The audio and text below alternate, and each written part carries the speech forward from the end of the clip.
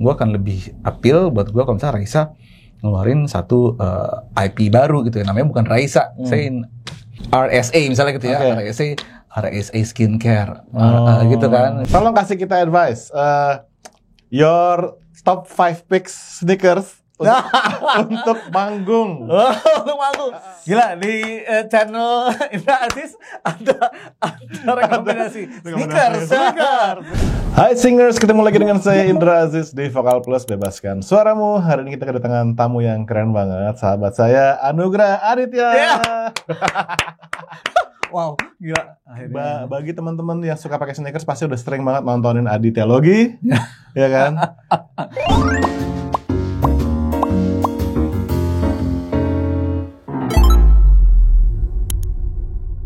Gue kayak punya double personality gitu. Makanya. Iya, jadi kayak dia itu udah sangat lama loh. Orang mengadres gue as Anugrah Aditya. Udah lama banget. Tapi Aditya Safyan pernah nggak? Pernah. Oh my god, pernah men. Pernah. Soalnya Aditya Safyan selalu dibilang penyanyi B-Mind dia. Iya, gue paham. Oke guys, jadi itulah kenapa Aditya Logi itu hadir di sini, karena beliau ini sudah pernah mengalami berbagai dunia ya. Kurang lebih gitu. Lo musisi sejak tahun 2000-an, ya nggak sih? Iya. Terus lo keluarin single as a independent artist.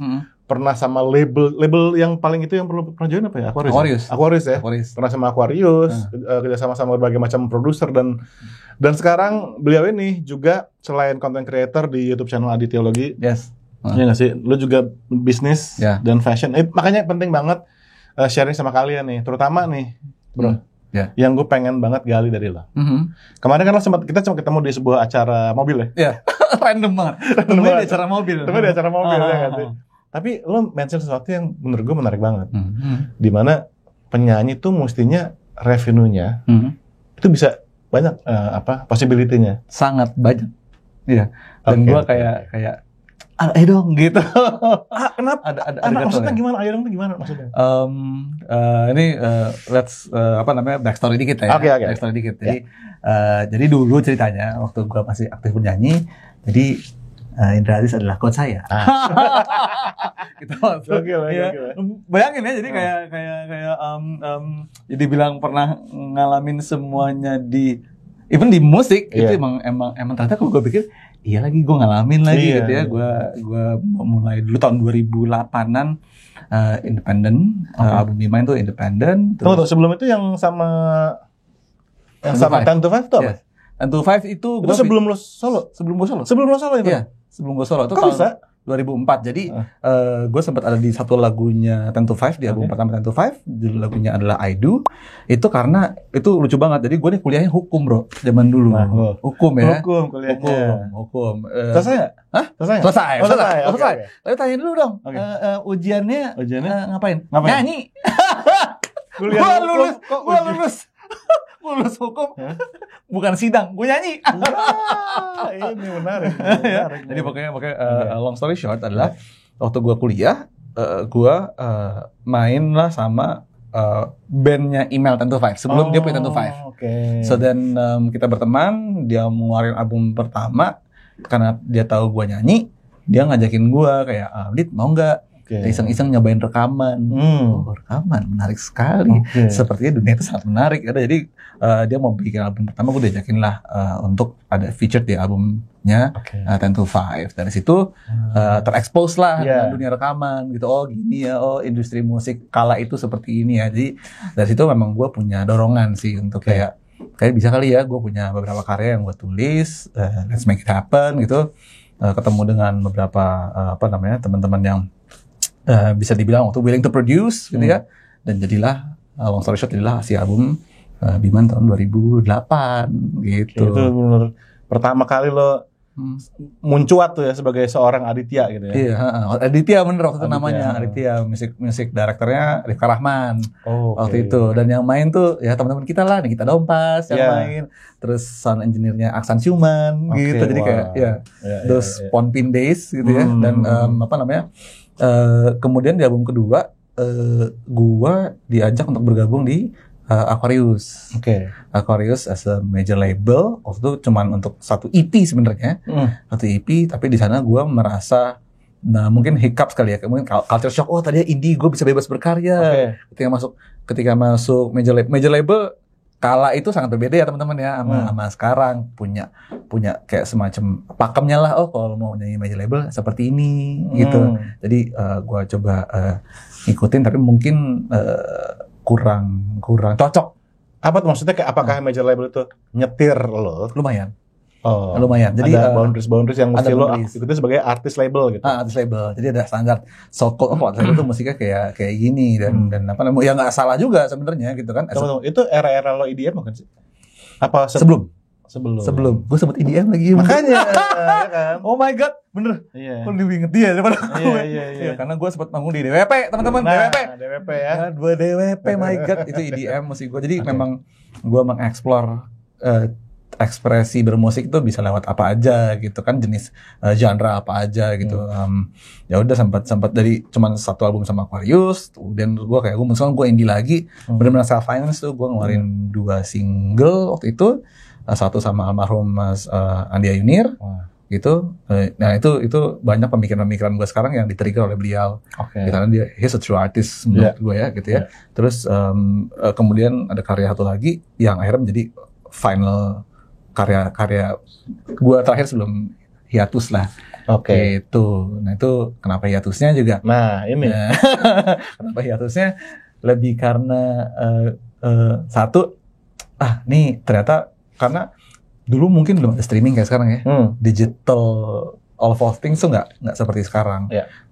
Belum ada, kita nggak punya TikTok, Instagram belum kayak sekarang, ya kan? Instagram kayak foto aja udah. YouTube pun juga waktu itu gue belum tahu mesti ngapain sama YouTube gue. Gitu. Dan jadi harus gitu banget, radio gitu kan ya. Tour apa segala macam, dan itu kan perlu biaya yang nggak sedikit. Tradisional banget ya.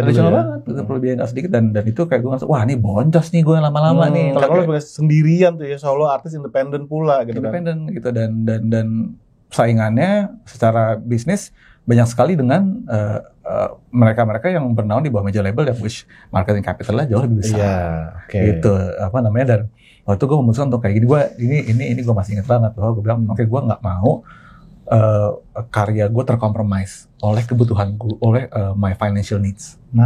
Gitu. Jadi tuh gue punya stance itu waktu itu, bahwa kayak gue nggak mau bikin lagu karena gue perlu duit.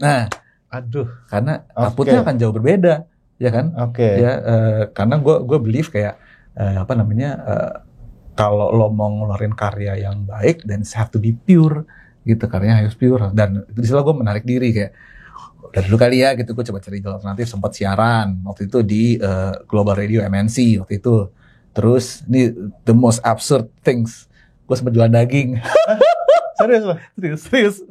Serius. Jadi kayak kalau teman-teman yang sering ketemu gue, even Rifka memang kayak Ryan Dasun itu tahu gitu. Gue sempat jualan daging beku, gue mencoba bisnis gitu ya, B2B apa segala macem. Tapi but then kayak gue masih tetap di kreatif bisnis deh gitu. Di communities gue kurang oke.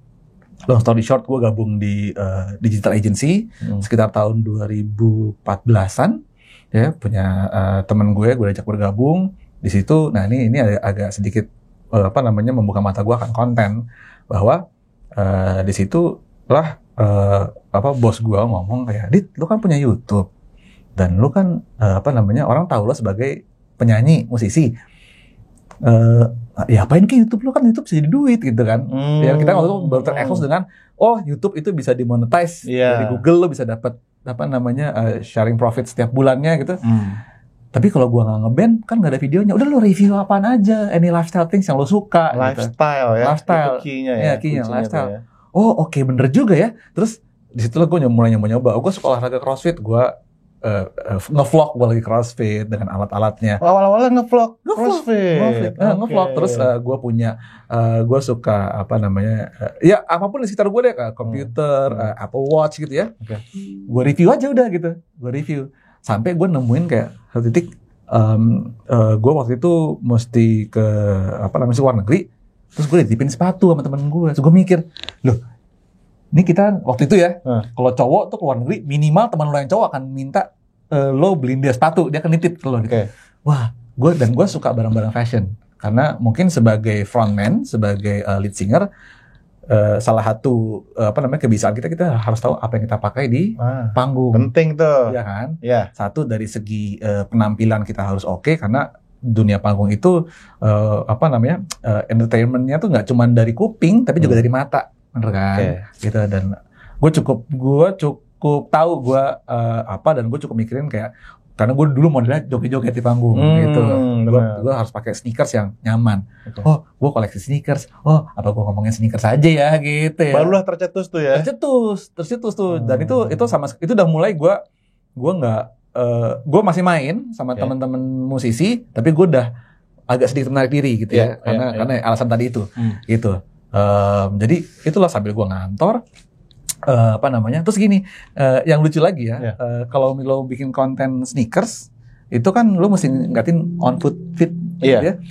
Gue mau di panggung kan, gue sambil jogetan, ya. Jadi gue bikin on fit view-nya, terus sambil kayak stepping, lagunya dimasukin lagu yang gue suka, yang R&B gitu ya. Jadi kayak ngeliat orang sambil dansa gitu, kakinya, only kakinya aja, kayak dan bagaimanapun itu, alhamdulillah. Traction-nya sangat bagus sekali. Itu tahun 2016. Gue ingat gue mulai masukin segmen The Sneakers namanya di YouTube gue tuh tahun 2016. And it went very well. Gitu. Dan gue ini juga pelajaran buat kita ya teman-teman ya. Maksud gue dari segala macam pengalaman kita bisa masukkan itu kita wujudkan ke dalam bentuk konten kita ya nggak sih? Maksud gue kan sekarang lo memutuskan untuk jadi YouTube channel lo sneakers juga karena lo dance juga di panggung segala macam, ya lo gabungin di sana. Jadi pengalaman hidup kita tuh bisa kita benar-benar kita gali dan kita jadiin bahan konten gitu loh pada akhirnya. Waktu awal lo berkonten di sneakers itu langsung ada traction atau merangkak dulu? Merangkak dulu, pasti merangkak dulu. Cuman maksudnya gue menikmati setiap grow-nya ya. Lo menikmati the process. Karena kan gue tahu, gue mulai dari nol. Sesedikit apapun angkanya, trennya, asal itu naik, itu gue udah seneng banget. Kayak ada progres. Ada progres. Video 1 yang nonton cuma 100 orang, video 2 yang nonton 150 orang. Gue seneng banget kayak ada yang nambah ya gitu. Dan sekarang The Sneakers Adu Teologi adalah channel sneakers paling punya otoritas tertinggi di Indonesia menurut gue. Mudah-mudahan ya. Beneran men. The Sneakers orang selalu cari di channelnya Adu Teologi. Ya, more or less ya alhamdulillah keadaannya seperti itu. Dan itu tadi kenapa banyak sekali gue ngerasain along the way itu waktu gue nge-growth channel gue. Ternyata gue masih menyadari ada hal-hal seperti ini gitu, bahwa kayak ketika gue mau kerjasama sama satu brand atau satu teman, karena kan kita kan yang namanya review sepatu kan ya nggak mungkin gue beli terus dong, ngocos juga gitu kan. Jadi gue mencoba menjalin kerjasama, either sama brand or sama local brand or whatever. Beberapa dari mereka tahu bahwa ini si Aditya Bima ini gitu, ya Aditya Bima, dan itu memang sih gue punya satu competitive advantage di mana mereka udah trust duluan ke gue. Gitu. Karena udah Bimain duluan, karena lagu lo dan kurang lebih gitu. Jadi kayak mas yang Bimain kan gitu. Mau dong di review gitu. Jadi kayak ada kayak gituannya gitu. Walaupun pada saat itu gue udah 2 tahun nggak nyanyi gitu. Maksudnya nggak tampil on stage gitu ya. Gitu. Nah itu yang ngasih kemudahan sekali sampai gongnya, mungkin gue bisa bilang gongnya, milestone-nya adalah gue diajak untuk bikin satu event sneakers. Yang mungkin teman-teman tahu namanya Jakarta Sneaker Day gitu. It's an annual annual event. Yang kita it's expo, tapi di dalam expo itu isinya berbagai macam sepatu, berbagai macam brand sepatu yang culture-nya kita celebrate, pun juga dengan brand-brand lokal yang tumbuh kita celebrate di sana gitu. Dan itu jadi leverage lagi buat gua gitu. Sampai sampai ada ya waktu awal-awal kita bikin JSD, beberapa brand itu menotis siapa gua sebelumnya gitu. Maksudnya gua aktif di musik, sama ngajakin gua untuk kayak perform lagi dong. Waktu itu gue belum mau gitu. Until recently. Lo akhir-akhir ini baru aja lo balik ke dunia panggung lagi ya. Tapi memang ini kalau gue boleh cerita sedikit, ini story-nya gue pack aja. Cuman intinya adalah kan gue berhenti di awal itu, gue mencoba hiatus di awal karena gue nggak mau karya gue terkompromis. Gue mungkin salah satu orang yang percaya hal itu.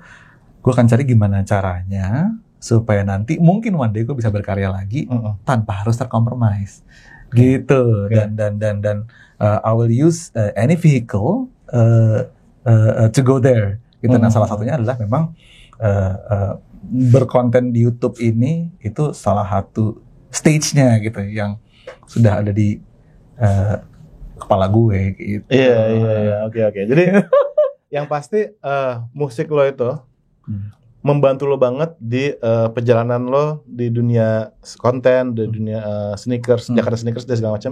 Tapi juga akhirnya membawa lo kembali juga ke musik. Jadi kayak semuanya tuh nyambung gitu loh. Iya. Bukan kayak ini musik, bisnis gitu. Enggak. Integrate itu ya nggak sih? Dan itu jangan dipisahin sih menurut gue. Jelaskan, kenapa jangan dipisahin, maksud lo gimana? Jangan dipisahin gitu ya. Sebenarnya banyak banget apa yang gue ceritain ini. Cuman kayak intinya gini, ketika gue ngerti banget, pasti teman-teman di sini yang mungkin musisi lagi meniti karir mungkin, lagi baru mulai, lagi euforianya kayak dunia panggung seperti ini. Atau mungkin ada teman-teman juga yang udah berkarya begitu lamanya, tapi mungkin ada perasaan di mana kayak kok gue gini-gini aja gitu ya, kok gue nggak nyampe milestone itu ya. Sebenarnya ketika gue jalanin, kita nggak perlu at the end of the day, gue bisa bilang kita nggak perlu berkecil hati gitu dengan apa yang ada dan kita miliki sekarang. Satu alasannya adalah pertama yang jelas-jelas kita nggak bisa kontrol itu. Whatever we have, it's a gift from God menurut gue ya kan, itu pemberian Tuhan deh jalan seperti itu. Dan yang kedua adalah gue menemukan bahwa tadi lu bilang gue yang pernah berkarir sebagai musisi ini itu ternyata menurut orang-orang itu sesuatu yang apa ya, sesuatu yang lu punya gift, lu punya kelebihan, dan mereka jadi kita punya satu bentuk kepercayaan yang udah tanpa secara langsung kita bangun sebenarnya gitu. Kadang-kadang soalnya kan gini ya, ini stigma yang muncul, wah kalau dia musisi ya nggak mungkin lah dia dia punya self branding, dia punya apa, pasti orang akan lebih trust untuk kerjasama dengan lo tentunya gitu ya. Gitu dan please embrace itu, please embrace bahwa kita pernah berkarya atau kita sedang berkarya atau kita sedang hilang, pokoknya jangan dihilangkan lah kemusisian lo itu dari diri lo, karena banyak sekali itu trust yang bisa didapat dari situ. Dan dalam berbisnis, dalam berusaha, yang paling mahal itu adalah gaining trust. Paling mahal dan paling sulit sebenarnya. Sementara istilahnya kalau kita itu nyanyi, kita dikenal banyak orang sebagai penyanyi, kita menurut gue tuh itu salah satu tools untuk gaining trust yang sangat-sangat efektif. Banget. Iya nggak sih, maksud gue ini juga satu topik yang gue pengen bahas sama lo gitu. Gue tuh pengen menyiarkan bahwa orang tuh kalau punya skill nyanyi ya, dia tuh nggak perlu satu-satunya aim dia dalam nyanyi adalah artis. Jadi artis terkenal. Oke. Karena skill lo dalam bernyanyi itu actually bisa lo pakai dalam berbagai macam sisi hidup lo. Contoh, ya nggak sih? Lo ngantor, misalkan teman-teman di sini ada yang kerja kantoran, ya nggak sih?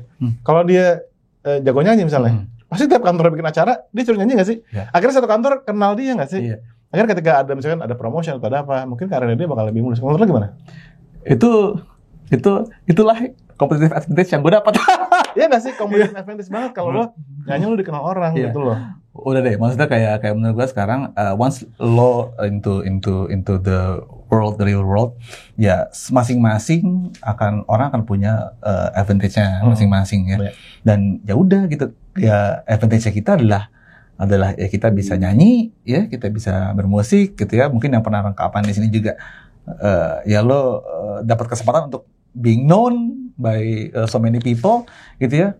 Karena gini, biasanya orang akan lebih suka mengajak kerjasama orang yang sudah dia kenal. Ya kan? Oke.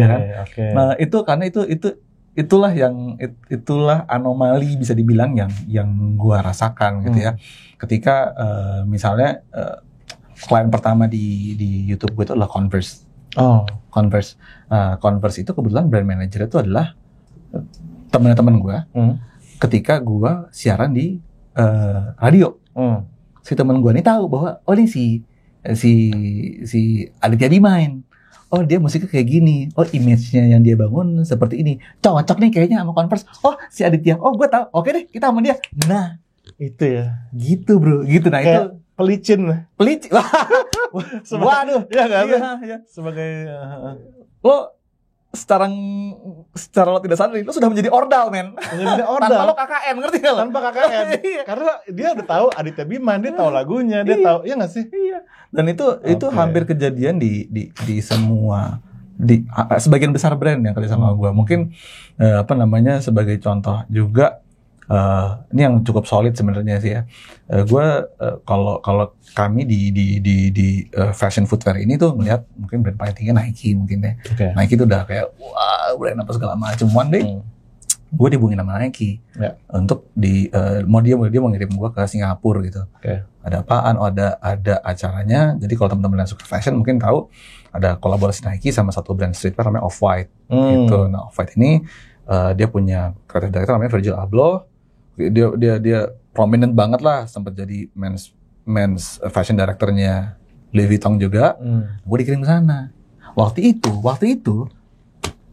kalau nggak salah YouTube gue tuh subscriber masih 12.000 gitu ya. Gue bilang kenapa gue? Ini yang lebih ngerti sneakers daripada gue banyak apa segala macem gitu ya. Udah akhirnya marketing directornya Nike Indonesia waktu itu yang masih ada marketing director, dia ngomong gini ke gue, bro udah deh, gue tuh sebenarnya malas nyari orang lain aja gitu. Kebetulan bini gue tuh kakak kelas lo dan suka liat lo nyanyi gitu, lo manggung gitu. Jadi ya kita udah tahu siapa. Udah deh, lo aja yang berangkat ya. Gitu ya, lagi-lagi karena ya lo nyanyi gitu. Iya, gitu dan ya udah gitu karena ya walaupun kayak gue ngerasa waktu kayak wah gila, nih blessed banget nih nggak apa-apa nggak ya gitu ya kayak am I certified to do this gitu, cuman ya udahlah gitu dijalin aja gitu. Di kala waktu itu mungkin ada beberapa orang lain juga yang ngomongin sneakers segala macam, tapi yang nyanyi cuma dia. Nyanyi ya kan. Jadi itu jadi competitive advantage lo yang benar-benar kalau kalian punya kemampuan nyanyi itu jangan diremehin, itu bisa jadi banyak banget outputnya gitu. Iya, nggak semua orang lagi bisa nyanyi gitu ya. Benar, semua orang bisa nyanyi. Dan ketika kita berkarya di musik itu setelah gue mengalami dunia bisnis segini lamanya, gue bisa ngomong bahwa music is our gear gitu. Music is our superpower gitu ya. We are superpower in a way bahwa kita bisa main musik karena ketika lo bisa melakukan itu, dan itu jadi satu yang banyak orang yang pengen bisa tapi either mereka nggak kesampaian, waktunya nggak ada, mereka nggak sempet, sehingga mereka mengagumi orang-orang yang bisa musik. Kalau lo pernah menjadi musisi, kalau masih bermusik sampai sekarang, embrace itu gitu. Dan itulah mungkin yang satu atau sedikit hal yang bikin suara musisi yang punya sesuatu selain musiknya itu jadi lebih di-appreciate. Cuman yang mostly ya itu karena trust-nya terbangun dengan sangat organik gitu, dengan dari mulai mungkin partner bisnis lo mengagumi lo dulu apa gimana gitu lah. Itu jadi kayak ya lo bilang tadi ujung-ujungnya sebenarnya mungkin gue menyadari bahwa kayak mungkin takdir gue memang bukan full time musician. Jangan-jangan gitu ya. Semua dari kita pasti pernah yang pengen jadi main musik ya, pasti pernah kayak wah gue pengen jadi full time musician, gue pengen jadi artis gitu kan, the best, gue mau jadi Justin Timberlake Indonesia or whatever it is, Bruno Mars-nya apa segala macam. Mungkin ya lu perlu consider sih sebenarnya, bukan gue mengecilkan, tapi mungkin lebih tepatnya buka hati dan buka mata selebar-lebarnya bahwa opportunity sebenarnya tuh banyak banget gitu ya. Bisa kayak jangan-jangan karena lo musisi, lo bisa bikin fashion label lo sendiri, lo bisa bikin agency lo sendiri, lo bisa bikin macam-macam gitu ya, lo bisa bikin restoran lo sendiri gitu ya. Ya mungkin teman kita lah yang paling nyata ya, Dr. Tompi. Dr. Tompi. Beautifulnya di mana-mana.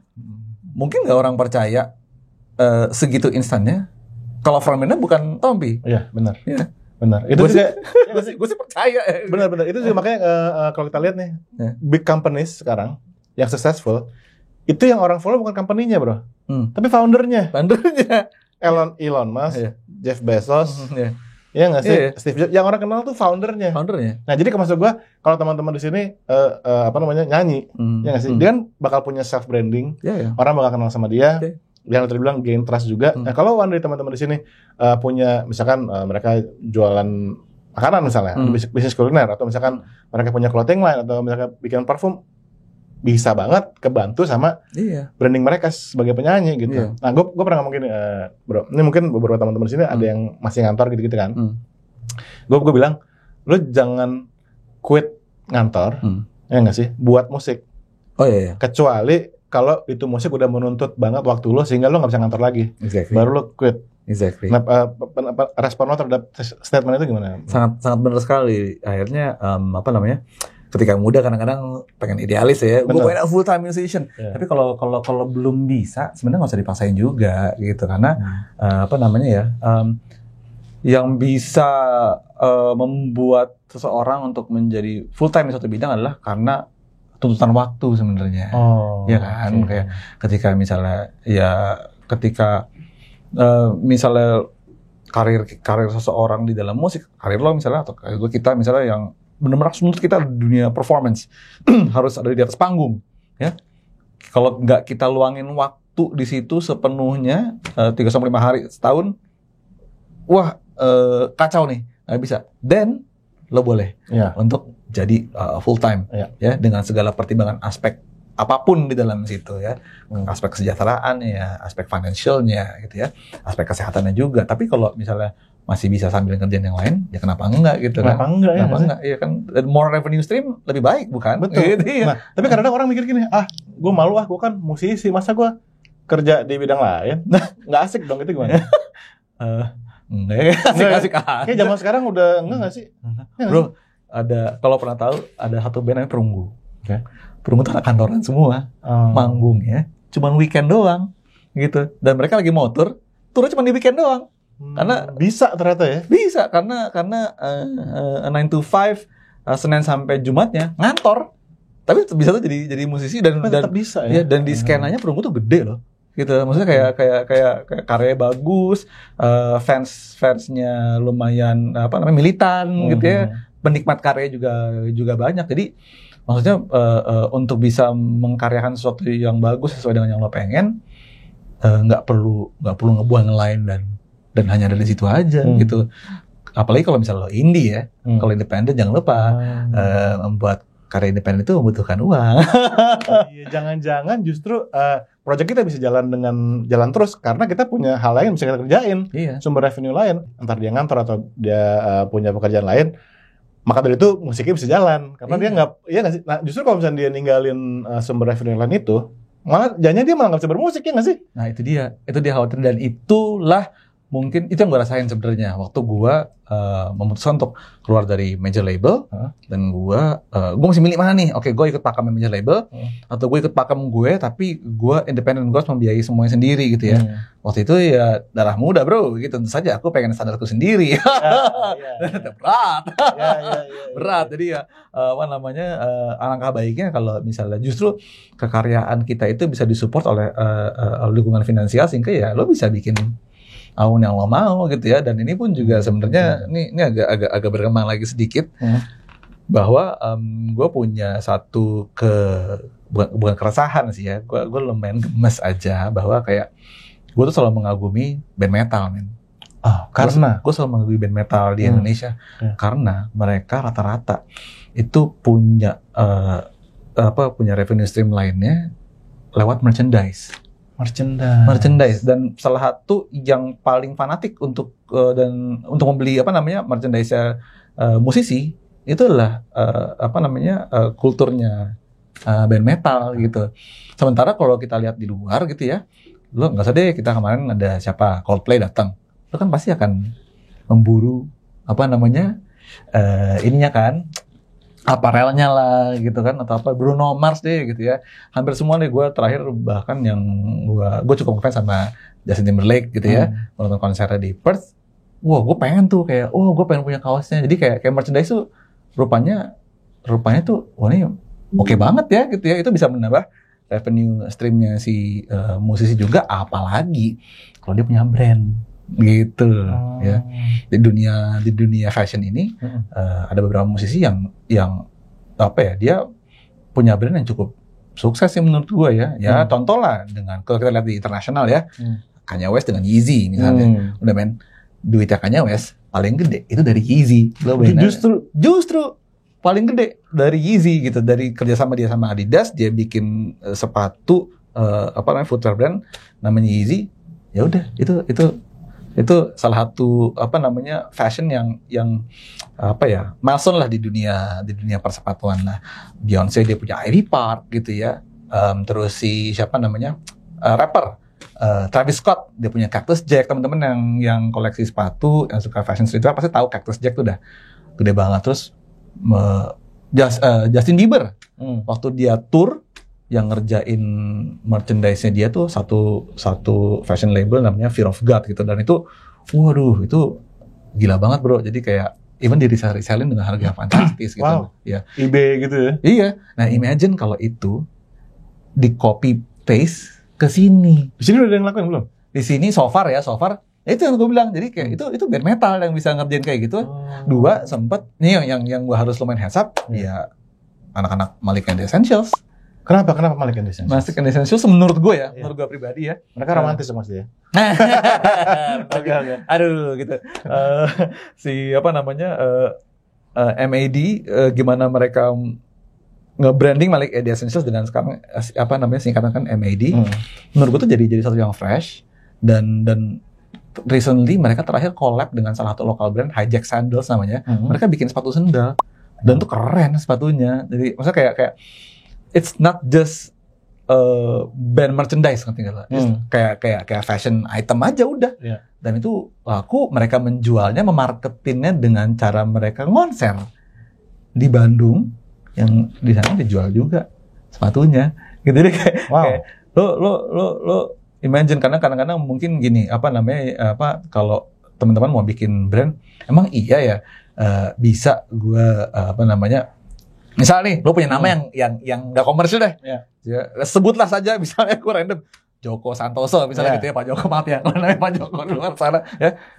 Lama lo kebetulan Joko Santoso, kalau jadi fashion brand kan nggak enak atau jadi restoran pun juga kayak bikin aja IP baru gitu, yang bukan nama lo, tapi secara DNA dibuat sedemikian rupa bahwa ya itu lo gitu. Nah gue punya brand juga namanya Soboyo, logonya tuh ini diamond ini. Gitu. Nah ini gue nggak ngeluarin brand sebagai Anugerah Aditya. Nama gue nggak enak main Anugerah Aditya, nggak enak. Aditya Logi juga apa lagi gitu kan, dan nggak semua orang mungkin terrepresent oleh jati diri si Aditya ini. Therefore gue bikin namanya Soboyo. Gue kasih logo, yang cukup distintif kayak gini. Dan setiap gue kolaborasi sama brand lokal gitu ya, yang maju bukan Anugerah Aditya, yang maju adalah misalnya nih Kanki Sport Style X Soboyo gitu, Kaliber X Soboyo X Keiichi Tsuchiya misalnya kayak gitu. Jadi kayak lebih kayak gitu. Nah itu itu revenue-nya jangan-jangan itu bisa nyamain revenue kalau lagi manggung gitu. Oke, nah nih buat teman-teman yang pengen mungkin biar lebih clear gambarannya deh, bro ya. Misalkan nih kita sebut aja satu artis deh. Misalnya siapa ya? Tulus aja nih ya. Nih Tulus kita pakai sebagai contoh aja ya, ya. Apa yang bisa lo tadi sampaikan diaplikasikan ke sosok seperti Tulus misalnya? Tulus. Ya misal Tulus ya. Tulus kebetulan namanya bagus sekali. Tulus ya. Tulus misalnya bisa bikin kalau dengan ini, wah ini langsung nih diserap sama. mahal nih. Aduh, Bang Riri nonton kan nih? Gitu. Jadi Tulus bisa bikin misalnya kayak coffee shop. Ya, karena nama Tulus Indonesia banget. Kita bisa Tulus Coffee, Tulus lo mau agak ke barat dikit. Tulus Boulangerie misalnya, jualan pastry segala macam. Lo bisa bikin fashion label kayak gitu ya. Tulus ready to wear isinya tuh baju-baju yang warnanya pastel, kayak Tulus kalau manggung aja. Warnanya monokrom, kan lagu yang monokrom kan Tulus kan, iya kan? Dan Tulus kan selalu ngasih lihat di cover karyanya tuh dia warna-warna pastel, dibikinlah yang kayak gitu. Jadi tetap karakternya si penyanyi ini dimasukin ke dalam si brand yang IP yang kita bikin ini ya. Iya, itu. Nah, itu if kalau namanya si Tulus, karena gue namanya Tulus, menurut gue namanya very commercial. Oke. Lo bisa jadiin tanpa harus bikin IP baru. Say misalnya siapa? Sebutlah nama Raisa deh. Oke. Maaf. Misalnya Raisa gitu ya. Raisa sebenarnya udah keluar sekarang dengan merchandise-nya. Cuma kalau gue personally, gue akan lebih appeal buat gue kalau misalnya Raisa ngeluarin satu IP baru gitu ya. Namanya bukan Raisa. Apa namanya ya? Ya gue nggak tahu lah namanya. Apa namanya? RSA misalnya gitu ya.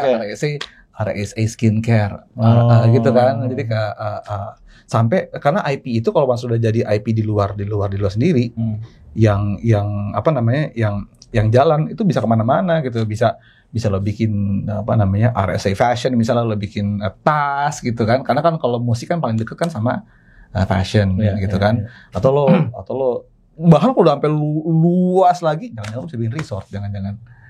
Gitu. Amin selebar itu sebenarnya bisa dibikin ketika lo memanfaatkan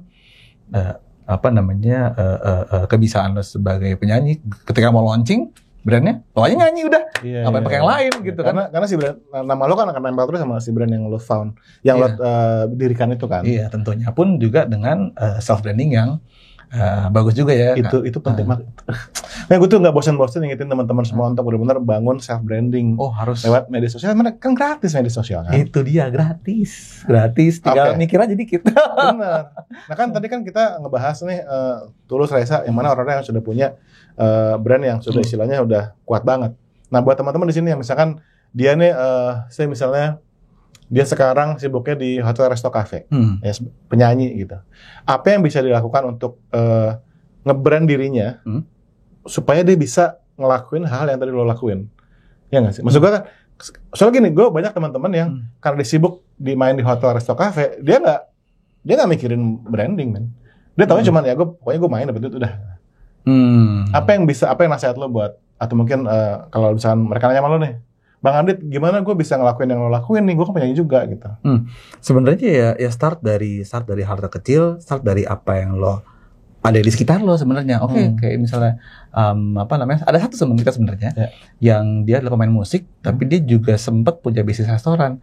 Kalau tahu Tommy Imot, Imot Tommy tuh dia chef juga, gitu ya. Jadi kayak the musician chef gitu ya. Dia diceritain gimana dia ada di dalam kitchen gitu ya.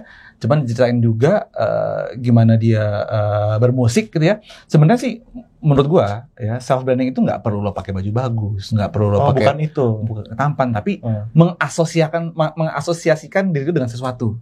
Mengasosiasikan diri kita dengan sesuatu, sehingga itu menjadi jati diri lo gitu. Ya jadi kayak kalau misalnya nyanyi, you can be the singing chef misalnya gitu kan. Lo bikin konten aja misalnya lagi ambil sambil walking atau sambil bikin apa, sambil humming, sambil nyanyi, sehingga image itu menjadi the singing chef gitu. Ya bisa misalnya kayak lo bikin open kitchen di restoran lo, ya lo kontennya lo live TikTok apa segala macam gitu ya, sampai at one point orang pengen datang ke restoran lo, ya more or less untuk ngeliat lo lah gitu. Iya. Itu dia yang kemarin itu gitu. Gue pengen datang, dia nyanyi sambil gitu.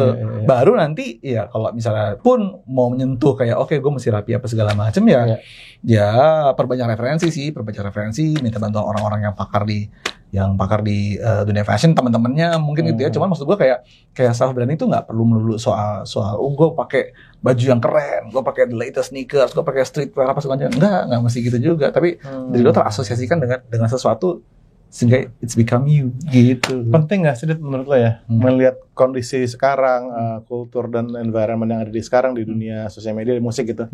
Seorang musisi, content creator itu berpikir sebagai entrepreneur. Sangat karena gini, since TikTok era, ya, semua menganggap dirinya influencer. Semua punya influence lebih tepatnya ya. Semua punya influence, semua punya pengaruh. Sehingga kalau lo punya mindset di satu aja, satu subjek tertentu bahkan ya, kayak gue musik aja udah tanpa gue mikirin apapun di sampingnya atau wah itu ya sekarang saingannya jauh lebih berat daripada dulu gitu. To be honest, waktu gue mulai itu nggak kayak sekarang. Platform waktu gue mulai itu platform satu-satunya mungkin dan tonton orang itu adalah YouTube, gitu. Waktu gue mulai di YouTube tuh TikTok belum ada men. TikTok tuh baru kan berbooming kan mungkin pandemi ya, pandemi orang nggak kemana-mana bikin konten apa segala macam. Nah sekarang tuh lebih banyak lagi kompetisinya sehingga untuk menjadi berbeda, untuk menonjol di antara yang lain, ya of course mesti berpikir gimana caranya bisa punya gaya bervideo sendiri gitu ya, nggak perlu ribet gitu ya, cuman lu punya gaya sendiri, gaya bertutur sendiri. Mungkin sekarang harus bisa sedikit-sedikit public speaking yang bagus gitu kan ya, gimana cara menginfuse musik di konten lo. Jadi memang sekarang menurut gua nggak bisa soal musik saja, 360 semua penampilan lo juga harus pikirin gitu ya, konten-konten lo gitu ya. Jadi dan sehingga ya face it man, karena memang konten kreator sekarang di luar sebanyak itu. Iya. Oke, katakanlah teman-teman sekarang yang udah nonton nih so far, mereka termotivasi nih dengar obrolan kita nih. Oke, gue mau ngurusin konten gue ngurusin brand gue, gitu. Tapi sering kali kendala mereka gini, gue nggak tahu konten apa atau nanti deh gue malas kayak. Artinya nggak sih lo? Buat orang yang kan kita sih udah biasa ya konten. Jadi buat gue tuh kayak bikin konten tuh udah ada jadwalnya segala macam. Lo ada tips nggak buat teman-teman nih?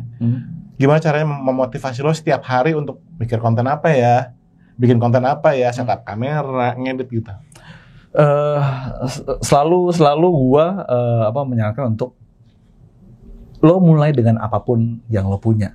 Ya, mulai aja dulu. Lo bingung, gue dulu juga bingung lagi bikin konten. Gue nggak tahu kayak dengan sneakers kan nggak gitu. Gue nyoba semuanya. Ya, lo cobain aja. Ya, apa yang paling works buat lo nanti akan ketemu. Gitu. Lo coba semuanya, apa yang paling works buat lo? Itu yang lo itu ya double down gitu. Gitu. Memang harus mau ya, harus mau. Kalau masa gini, nggak ada lah dari kita yang bisa nyampe di satu stage atau sukses tanpa usaha kan nggak mungkin, gitu kan. Jadi memang lo harus mau, memang harus dikerjakan ya. Tapi aku nggak punya kamera, pakai handphone, gitu.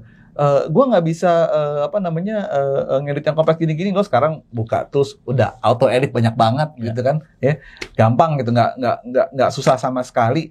Intinya tinggal gue tau cuman gue nyanyi pakai piano, ya udah lo konten aja nyanyi pakai piano gitu ya, improvising or stuff gitu ya, gitu. Tapi aside of that, misalnya tiba-tiba lagi olahraga lo kontenin juga, lo lagi kontenin aja semua, ya menurut gue nanti itu niche-nya akan ketemu dari sana. Lo pelajarin lagi, lo lihat kan kita bisa lihat data tuh ya, bisa lihat kayak ini mana sih yang traction lebih banyak apa. Nah itu yang menurut gue di double down, fokus di situ. Tapi semua membutuhkan proses, semua membutuhkan waktu, tidak akan bisa instan. Jadi nikmatilah prosesnya. Gitu. Penting banget tuh ya nikmatilah prosesnya. Nah, cara Aditya Logi mengatasi creative block atau burnout? Creative block atau burnout, gue pasti pernah ngalamin. Itu ya, gue mencoba gini. Kalau gue lagi mumet banget kayak ini, gue ngebahas sneakers. Lo ngebayangin sekarang gue ngeliat sepatu, itu udah nggak deras aja. Iya kan? Kayak sepatu datang terus, karena ya alhamdulillah gue bekerja sama dengan banyak brand. Jadi ya once in a while supaya datang rumah, nanti kayak semua kayak sepatu. Refresh aja dengan macam-macam gitu, dengan hal-hal di luar itu gitu. Gue jadi sekarang banyak banget melakukan hal yang non fashion ya. Untuk refresh, karena ide itu lu bisa dapat dari mana aja. Gue datang ke listening bar misalnya, ya. Gua main game jadinya sekarang, gitu. Terus gue olahraga lebih sering gitu. Gue ngotak-ngatik mobil gue gitu. Jadi di situ biasanya ya namanya otak kan perlu istirahat juga, gitu ya. Nah dari apapun yang lo lakukan, take a break aja dulu gitu ya, jangan khawatir lah, jangan kayak tapi boleh, boleh, sangat boleh sekali gitu. Gak ada orang satupun di dunia ini yang lo bisa terus-terusan bikin sesuatu yang bagus tuh, gak ada. Katanya harus hustle culture kan? Asik. Itu harus ya, maksudnya kayak ya, tapi ya know the limit lah. Enggak. Sekarang gini loh, kalau lo perhatiin algoritma sosial media, Instagram lah, ya, lo nge-post 4 Reels aja seminggu tuh cukup kok. Nggak perlu kayak terus. Nggak perlu gitu. Kan ada snowballing effect namanya. Ada orang yang baru lihat konten lo, nanti sabar aja gitu ya. Benar. Dan lakukan semuanya yang lo suka, yang lo mau, supaya ide-ide lo tetap fresh gitu ya. Salah satu idola gue mungkin tuh Pharrell Williams sebetulnya. Dari dulu sampai sekarang tuh gue kayak, wah gila nih orang. Karena semua bidang dia kerjain dan jadi men. Dan bidang yang lain itu kayak gini, dia produser yang ada masanya di mana semua billboard chart tuh lagunya Pharrell atau enggak lagunya The Neptunes gitu kan. Ya. Ada masanya loh tahun 2000-an, iya kan, atau Get Lucky, tahu lagunya dia sama Justin Timberlake atau sama Snoop Dogg gitu ya. Sekarang dia kreatif men's director-nya Louis Vuitton. Oh iya, sangat lo itu udah itu buat kita yang suka musik. Wah, itu nyembah men kita, wah udah lo ampun deh, dia baru keluarin film biografi tentang dia tapi dalam bentuk Lego movie. Namanya Piece by Piece. Itu film biografinya Pharrell, tapi Pharrell as a Lego. Wah, ada Snoop Dogg Lego, ada ini Lego di dalam situ gitu. Gila, lucu. Terus dia kerja sama bikin sepatu sama Adidas gitu. Terus jadi kayak, ini apa sih? Ya? Bikin jewelry juga gitu ya. Jadi kayak ini orang kayak dan karena dia melakukan banyak hal nggak hanya di musiknya, itu fresh terus gitu keluar ya. Tapi one thing for sure, sampai sekarang ya. Siapa namanya si Piece by Piece Lego movie-nya dia itu, ya soundtrack-nya dia yang kerjain. Dia tetap produser, dia tetap musician gitu.